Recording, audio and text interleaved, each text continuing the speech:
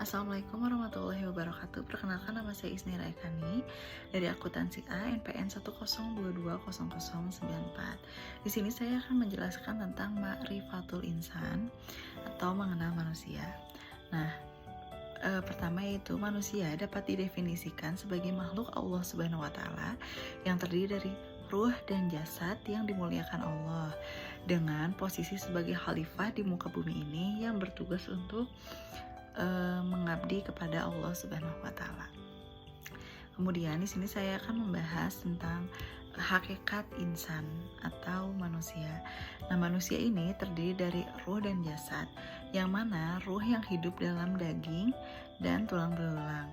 Ia memiliki nilai yang lebih besar daripada seluruh alam dan kebendaannya. Maka dari itu, manusia ini memiliki akal. Dalam pandangan Islam, manusia tidak hanya dimuliakan karena berbeda dari makhluk lainnya, akan tetapi ia dimuliakan karena kualitas kehidupannya di dunia. Kualitas kehidupan manusia ini ditentukan seberapa besar kualitas pengabdiannya kepada Allah Subhanahu wa taala. Oleh karena itu, maka sudah seharusnya sebagai manusia beriman dan mengoptimalkan anugerah yang Allah berikan berupa pendengaran, penglihatan, hati, dan sebagainya, agar keimanan senantiasa bertambah, sehingga harus bersemangat untuk membekali diri dan ketakwaan atau pengabdian kepada Allah Subhanahu wa taala. Kemudian, manusia ini memiliki potensi-potensi dalam dirinya. Nah, di sini ada 3 potensi manusia.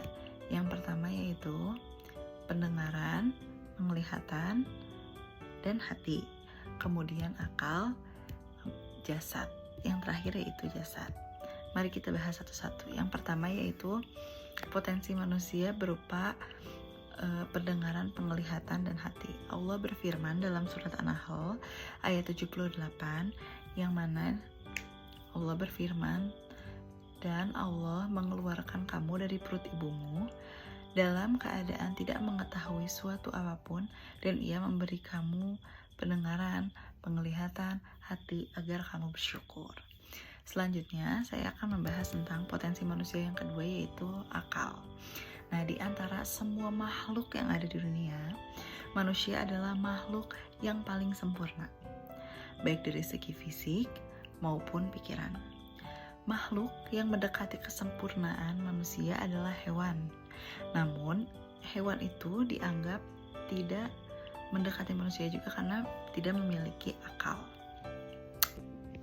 Manusia ini diberikan akal oleh Allah Subhanahu wa taala agar pemahamannya ini akan mengantarkan kepada kemuliaan yang sesungguhnya, dan bukan hanya mulia dari sisi penciptaannya saja. Kemudian yang ketiga yaitu ada jasad. Jasad atau anggota tubuh yang merupakan bagian dari potensi yang dimiliki oleh manusia ini untuk membuktikan keimanan dan keislamannya kepada dengan perbuatan. Apa yang telah dilihat oleh hamba, didengar dan dipahami dengan akal dan syariat Islam melalui ayat-ayat Allah Subhanahu wa taala. Kemudian ditentukan oleh hati yang mana harus dipilih dan dilakukan agar giliran jasadiah selanjutnya untuk membuktikan dengan perbuatannya. Kemudian yang terakhir yaitu hakikat manusia, yaitu untuk beribadah. Nah, yang pertama saya akan membahas tentang makna ibadah sendiri.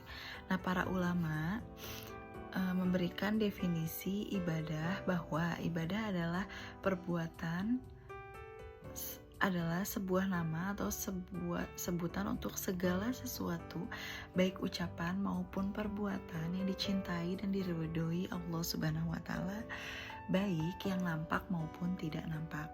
Ibadah adalah salah satu cara untuk mensucikan jiwa dan amal perbuatan manusia, dan ia merupakan perilaku atau tata cara kehidupan seseorang berdasarkan keikhlasan hati sambil mengharap rahmat dan keridhaan Allah Subhanahu wa taala. Kemudian yaitu ada rukun ibadah. Nah, pertama, kecintaan yang utuh terhadap Allah Subhanahu wa taala. Allah berfirman sebagaimana tercantum dalam surat Al-Baqarah ayat 165. Dan di antara manusia ada orang-orang yang menyembah tandingan-tandingan selain Allah. Mereka mencintainya sebagaimana mereka mencintai Allah. Adapun orang-orang yang beriman amat sangat cintanya kepada Allah.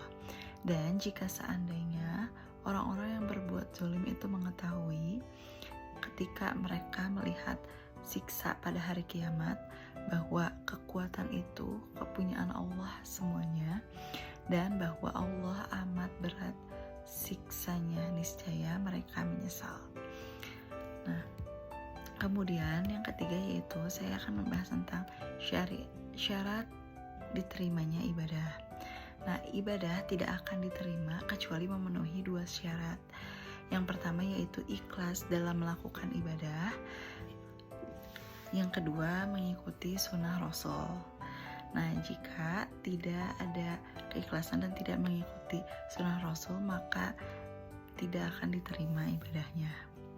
Kemudian, nah yang keempat, yang terakhir yaitu ada tujuan ibadah. Nah, tujuan ibadah ini yang pertama yaitu untuk memperlihatkan perasaan hina di hadapan Allah Subhanahu wa taala. Yang kedua yaitu memperlihatkan rasa cinta yang sesungguhnya kepada Allah Subhanahu wa taala. Yang ketiga yaitu memperlihatkan rasa takut kita kepada Allah Subhanahu wa taala. Kemudian yang keempat yaitu memperlihatkan rasa syukur dan yang mendalam terhadap semua nikmat yang Allah berikan.